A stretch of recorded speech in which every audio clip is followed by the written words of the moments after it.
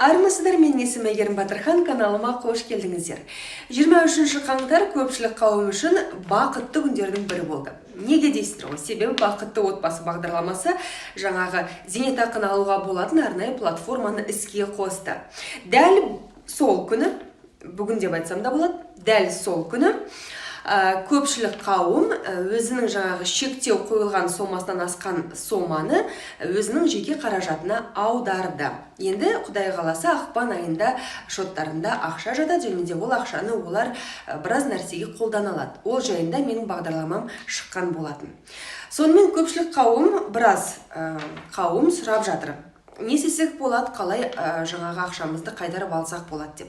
Бірінші міндетті түрде egov.kz сайтынан жаңағы электрондық цифрлық қолтаңбаны алу керексіз. Екіншіден, ЖССБ 24 мобильдік қосымшасы арқылы отбасы банкінде арнайы шот ашасыз. Ол міндетті. Немесе бұл шотты жаңағы телефон қоңырау шалу арқылы да ашуға болады. Егерде жаңағы мобильдік қосымша арқылы кішкене қиындау болса сізге. Кейін, тыңдаңыздар, NPF сызықша отбасы.kz деген онлайн арнайы платформасы іске қосылды дедік. Сол онлайн платформасына жаңағы сайт, бір сөзбен айтқанда, сайтта бір жолғы зейнетақы төлемдерін алуға өтінімді толтырасыз. Міне бәрекелді. Болды, осы өтінімді толтырғаннан кейін ақпан айында, яғни бір 10 күннің ішінде жаңағы бірыңғай жинақтаушы зейнетақы қорындағы қаражатыңыз сізге шотыңызға, жаңағы ашқан арнайы шотыңызға бірден аударылады.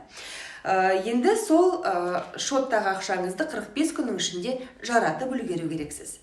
Оны қайда, қалай жаратамыз деген сұрақтарға мен бұған дейінгі шығарылымдарда жауап берген болатынмын.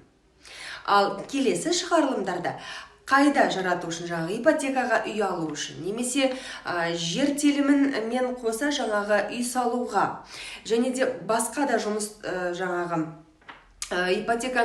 ипотекадағы қарызды жабу үшін, және де тағы да басқа жаңағы жолдарына ақшаны қалай жұмсауға болады, қандай құжаттар керек, сол жайында келесі шығарылымда айтып өтемін.